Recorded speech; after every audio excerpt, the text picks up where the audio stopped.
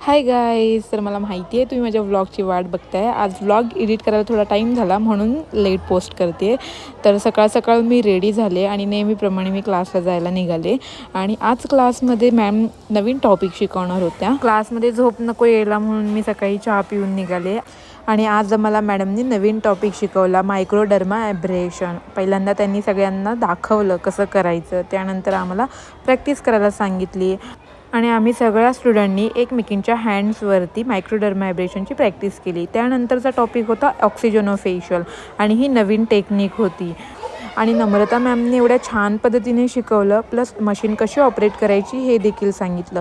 त्यानंतर आम्ही परत एकदा स्टुडंटवरती प्रॅक्टिस करायला लागलो आणि खूप भारी रिझल्ट येतात ह्या टेक्निकचे. नवीन टेक्निक, नवीन प्रोडक्ट, नवीन ट्रीटमेंट आणि ह्या सगळ्या ट्रीटमेंट मी माझ्या सलूनमध्ये लगेचच सुरू करणार आहे. या सगळ्या ट्रीटमेंट शिकत असताना आणि प्रॅक्टिस करत असताना टाईम कसा जातो आहे हे समजत देखील नाही. आजचा क्लासचा 6वा दिवस होता आणि 6वा दिवस पण किती लवकर गेला हे पण कळलं नाही. तर असा होता आजचा डे. त्यानंतर आम्ही जेवायला गेलो बिकॉज क्लास सुटेपर्यंत जेवणामध्ये आम्ही डाळ-बाटी मागितली होती. माझ्यासाठी ही डिश थोडी नवीनच होती पण मला खूप आवडली.